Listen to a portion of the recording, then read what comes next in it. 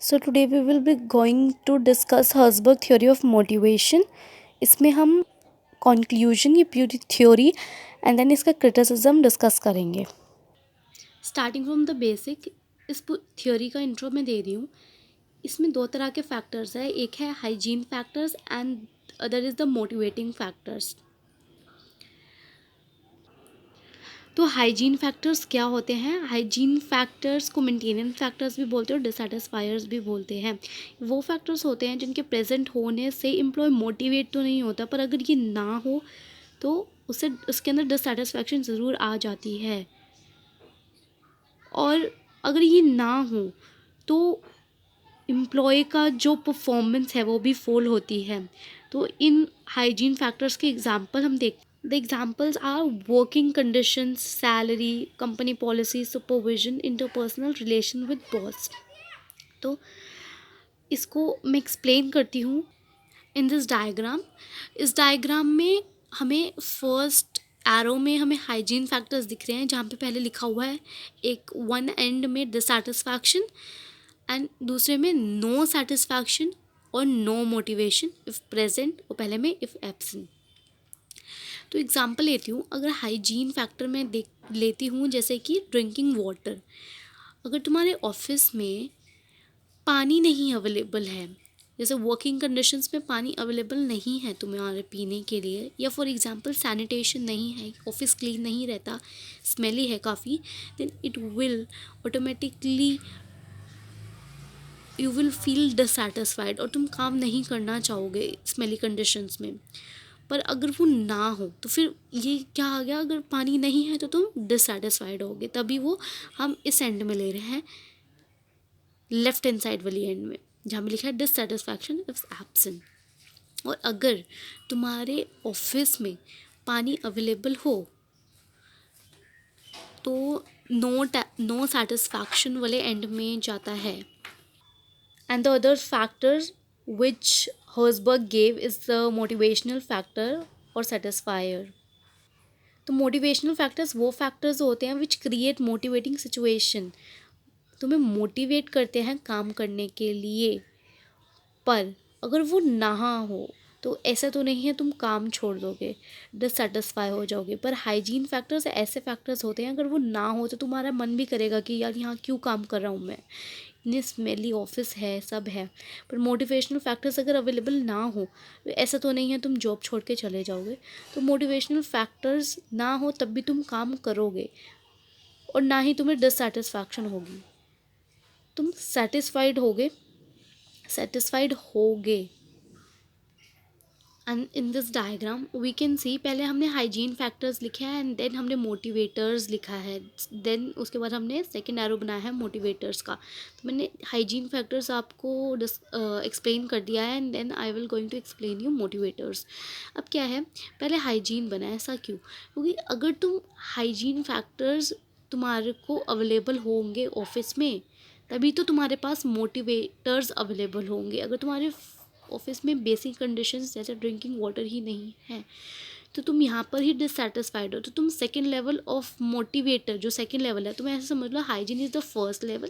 जैसे मैस्लोज में basic needs होती है, basic physiological needs, and then safety and security, वो हो गया हाइजीन. एंड देन मोटिवेटर्स अगर तुम मैस्लो में करो तो हो गया एस्टीम नीड्स, हो गया सेल्फ एक्चुअलाइजेशन नीड्स, वो हो गया. तो अब तुम्हारे पास पानी है पीने के लिए, ऑफिस वालों ने तुम्हें पानी दे दिया पीने के लिए, तो अब तुम्हारे पास मोटिवेशन कैसे आएगी? तो काम तुम्हें तुमसे अच्छा करवाना है तो वो मोटिवेट कैसे करेंगे तुम्हें?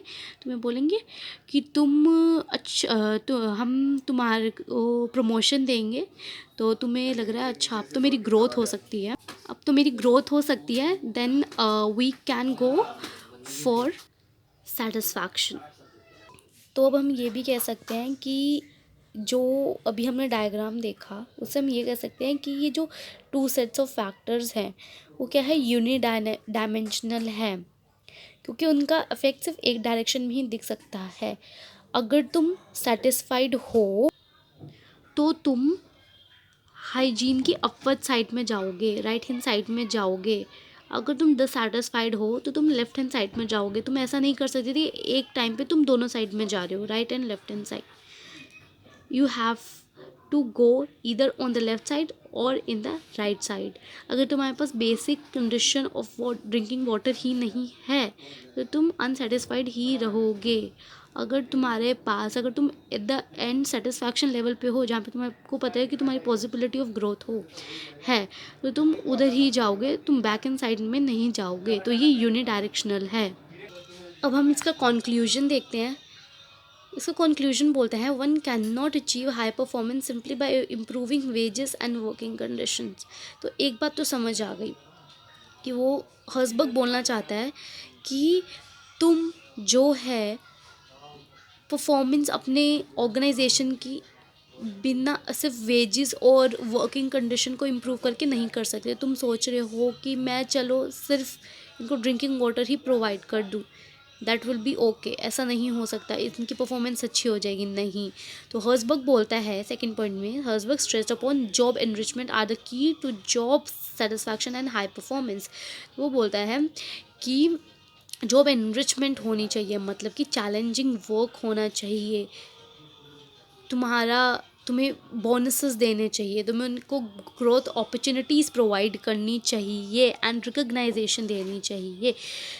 तभी जाके वो मोटिवेटेड होंगे, सेटिस्फाइड होंगे एंड वो अपनी जॉब परफॉर्मेंस अच्छी करेंगे. एंड हर्सबर्ग ने ये भी बोला है कि Herzberg said today's motivators are tomorrow's hygienes because they stop influencing behaviour when people get them. तो अगर आज तुम्हें जो चीज़ मोटिवेट कर रही है, मे बी वो कल तुम्हारे लिए एक हाइजीन फैक्टर बन जाए. जैसे कि तुम्हें आज बोनस चाहिए, एज अ मोटिवेटर तुम बोनसेस के लिए काम कर रहे हो, आज तुम्हारी वो सेटिस्फैक्शन लेवल है कि अगर मेरे को बोनस मिल गया then I will be satisfied. पर मे बी तुम्हारी एक अच्छी पोस्ट हो जाए जहाँ तुम्हें बोनसेस फ्रीक्वेंटली मिलती हो और तुम्हें उससे फ़र्क ही ना पड़े, वो तुम्हारे लिए बेसिक हो जाएगा. उस टाइम पे तुम कहोगे अब तो ये मेरा हाइजीन फैक्टर बन गया, ये तो मेरे को मिलता रहता है, अब मेरे को किससे मतलब है, अब मुझे मैनेजर बनने से मतलब है. तो हम कह सकते हैं today's motivators are tomorrow's hygiene. And what criticism we draw, Herzberg's drew conclusions from limited study covering engineers and accountants. तो ये जो स्टडी थी वो बेसिकली किन पे की गई थी, इंजीनियर्स एंड अकाउंटेंट्स पे की गई थी, ठीक है.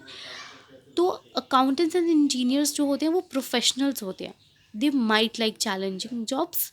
पर जो जनरल बॉडी है ऑफ वर्कर्स, जो जनरल वर्कर्स होते हैं, वो माइट भी खुश हो जाएं सिर्फ बेसिक पे से और थोड़े थोड़े फ्रिंज बेनिफिट्स या फाइनेंशियल बेनिफिट से ही. तो मे बी ये उनके लिए मोटिवेटिंग फैक्टर्स हो सकता है. And second point is Herzberg gave too much emphasis in job enrichment but ignored other important aspects such as pay, status, relationships, etc. which acts as elements of satisfaction.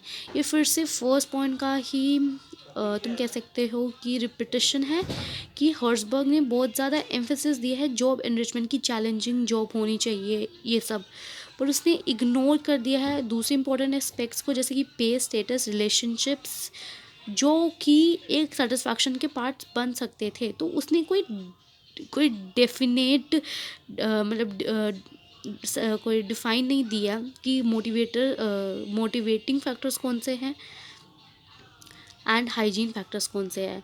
एक perfect definition नहीं दिया, उसने बोला है कि situation के हिसाब से तुम खुद देख लो. तो थर्ड वही बात बोल रहा है, the distinction between two factors is not definite.